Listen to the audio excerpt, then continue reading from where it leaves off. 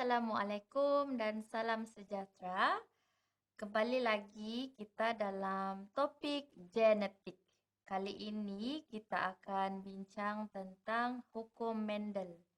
Hukum Mendel daripada Gregor Mendel. Alright. Okay. Mendel Inheritance Law, dia ada dua. Okay.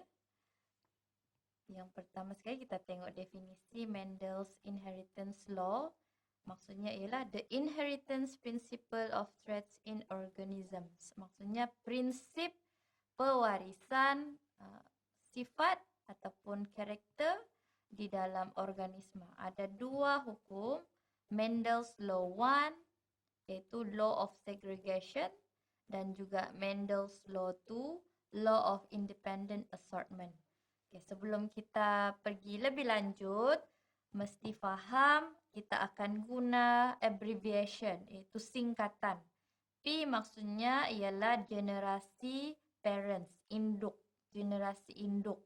F1 membawa maksud generasi pertama hasil daripada kacukan P. Okay, generasi pertama, meaning anak. F2 membawa maksud generasi kedua, second generation of offspring. Okey, maksudnya ini nenek, ini cucu, ini anak. Okey, kita tengok lagi. Hasil daripada kajian Gregor Mendel setelah beliau mengkacukkan lebih daripada beberapa spesies kacang pi, beliau dapati hanya dominant trait, hanya sifat dominan yang akan muncul di dalam generasi yang pertama. Okay, itu yang pertama dia simpulkan. Yang kedua ialah recessive trait was inhibited by the dominant trait in F1 generation. Maksudnya generasi pertama resesif, sifat resesif tidak akan ditunjukkan, akan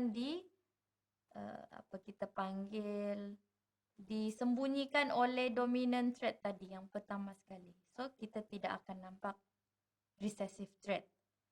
Kemudian yang ketiga, Gregor Mendel juga mengatakan males and females, jantan dan betina, masing-masing menyumbang kepada genotype untuk anaknya.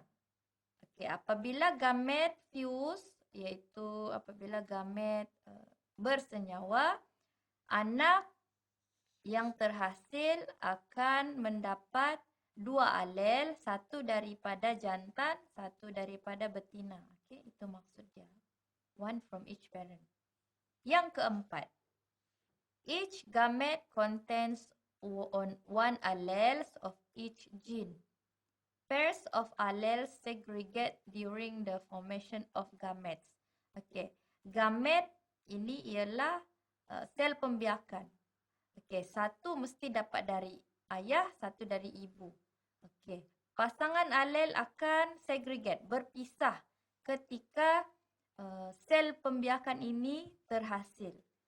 Saya akan tunjuk selepas ini. Okey, kalau anda nampak. Ini kita panggil law of segregation. Law of segregation. During the gametes formation, ketika pembentukan gamet, two members of genes pair allele will segregate from each other into the gametes. Okey, tengok dari gambar ni.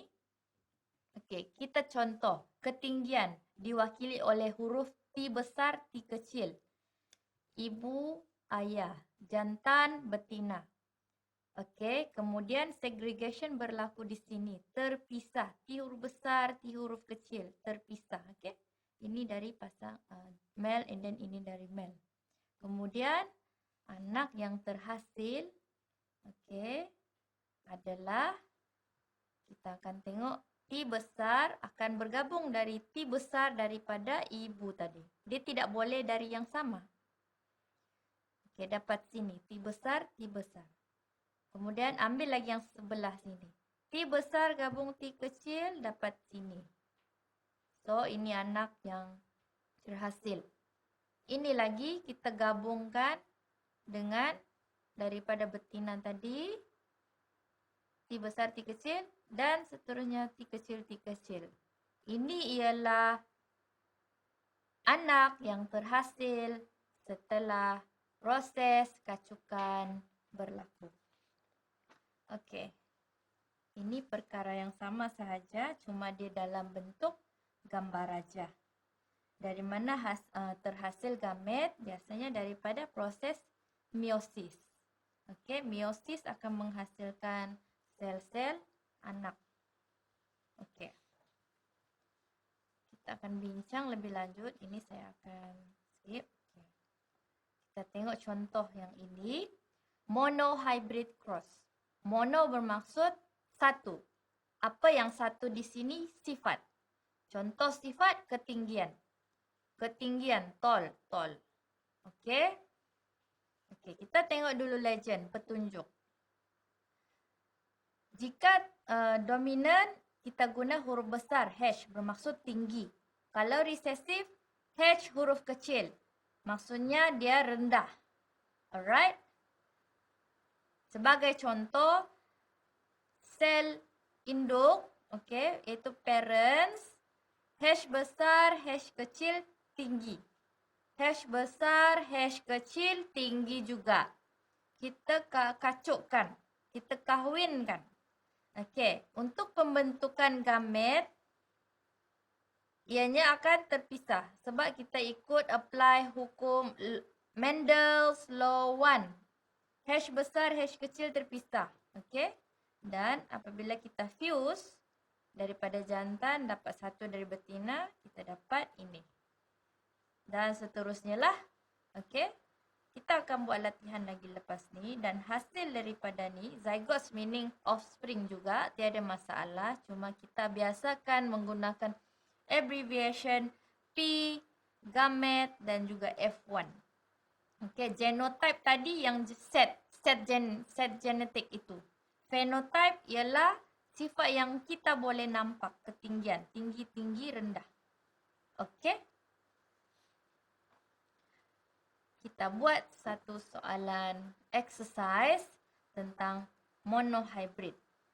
In pea plants, spherical seeds, okey, bulat, biji benih yang bulat diwakili huruf besar S adalah dominan kepada dentate seeds, biji benih yang berkerudut, S huruf kecil.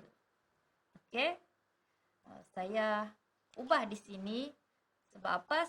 S huruf besar, S huruf kecil, hurufnya lebih kurang sama kalau kita buat kan. So biasanya kita pakai ini Q, ini saya pakai Q kecil. Okay, lebih jelas. Okey. Pemilihan huruf tiada masalah. Huruf apa-apa pun tiada masalah. Cuma sekarang kita tukarlah. Okay. In a genetic cross of two plants that are heterozygous. Ingat kata tadi heterozygous maksudnya ialah campuran huruf besar dan juga huruf kecil. Okey. Okey. Heterozygous tadi. Heterozygous maksudnya Q huruf besar, Q huruf kecil. Hetero. Ini heterozygous. Ini petunjuk. Kalau Q huruf besar, Q huruf besar, homozygous. Homozygous, dominan. Kalau Q huruf kecil, homozygous, recessive. Okey, ini sahaja petunjuk yang kita kena tahu. Memang kita kena ingat benda ni sebelum jawab soalan. Okey, balik kepada soalan. Genetic cross dua tumbuhan dan kedua-duanya adalah heterozygous. What fraction? Apakah nisbah pecahan anak yang bersifat spherical seeds? Okay, faham soalan? Ingat spherical sama ada Q huruf besar, Q huruf kecil ataupun dua-duanya huruf besar. Ini adalah dominan. Okay. Okay. Tengok balik soalan. kita akan jawab soalan ini. Kita tengok. First, peraturannya ialah kita mesti tulis sebelah sini apa? P, parents. Kedua-duanya adalah heterozygous.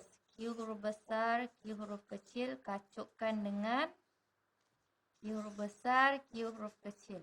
Okay, gamet. Ingatkah law of segregation mesti terpisah. Pisahkan dahulu. Pisahkan dahulu. Q huruf besar, Q huruf kecil. Okay. Next ialah generasi pertama F1. Perkara ni mesti ada ditulis. Okay. Sekarang kita mula sudah untuk cross.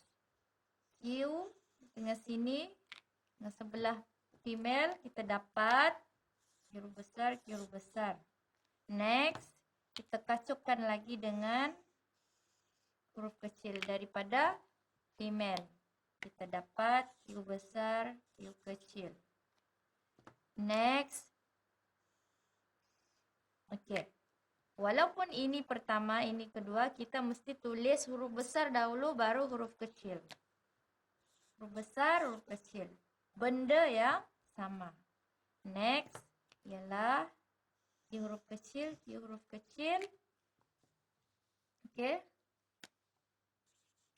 Okay, sekarang soalannya ialah berapakah what fraction pecahan nisbah offspring F1 tadi yang bersifat spherical.